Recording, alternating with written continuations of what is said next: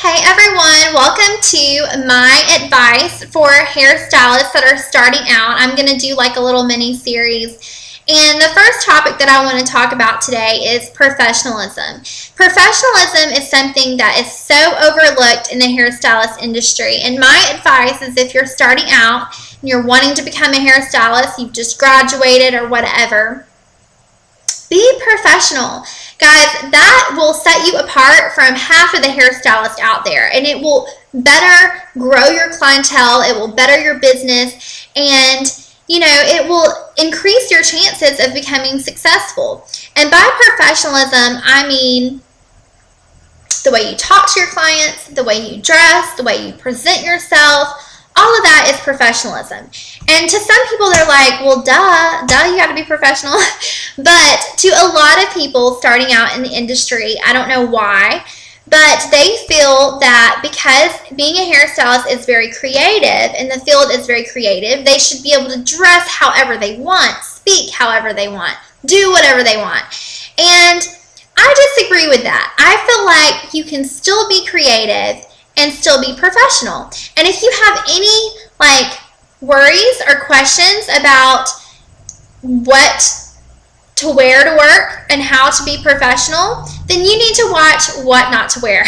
What Not to Wear is a great show, and it will show you that you can still dress creative. Like if you're a very punk rocker or you're very edgy, you can still be edgy and you can still be very rockerish and be professional at the same time.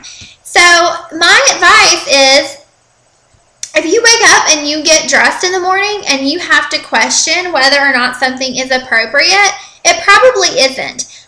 Don't wear things that body parts hang out that you shouldn't. If your boobs are hanging out, if your butt is showing, come on guys, get it together. Deep down, I feel like everyone kind of knows when they've gone too far, And my biggest advice, you don't have to wear, something really stuffy or something that's not you. You can still be very rockerish. I've seen some very cool, edgy rocker hairstylists that are by far more professional than half of, other hairstylists out there. So you can still show your creative side and be professional.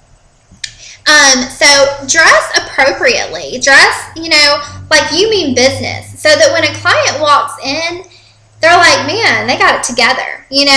That is so important. And so many hairstylists come to work in tennis shoes or jeans that have holes all in them, or I don't know, just showing parts they shouldn't show. And you can still dress in style. You can still wear really cute things in a professional way. So that would be my number one advice for starting out as a hairstylist. And another side of professionalism is the way you talk to your clients. Be professional. Educate them on what products to use. Educate them on how to do their hair when they leave the salon. All of that is a side of professionalism. And so many clients, they come to me and they'll say, well, the last stylist I was going to, she never, would recommend me any new styles, or she never showed me how to fix my hair. Clients like to feel like they're learning. When they go to a salon, they want to learn a new way to fix their hair. They want to learn a new product that they can use. Everybody is on the hunt for that magical way or that magical product to make them look and feel more beautiful. And as their stylist, you are their doctor. You are there to prescribe to them what they need. So as a hairstylist, part of being professional is educating them. That is definitely huge. So be professional in the way that you talk to your clients. Do good consultations. All of that is a side of professionalism. And secondly is how you present yourself. I feel like if you walk around talking about how drunk you got last night and how plastered you and your friends were, that is not very professional. And people are just going to think, man, she is a hot mess. People are coming to the salon to spend money. They're choosing to spend money with you, and they want to spend money with people that they feel like value their job and value them as a client. And my first advice would be professional. When that client sits in that chair, it is all about them. It is not about you. Trust me, it is all about them. And it's okay to talk to your clients. And of course, your clients are going to get to know you, and they're going to ask how you are and how your family is. And that's all fine and dandy. But set limits as to what you share with them. Don't share things that you would only tell your best friend, because your clients at the end of the day are your clients, and they're there to, spend money and to be pampered and to enjoy themselves, So don't discuss details that are inappropriate.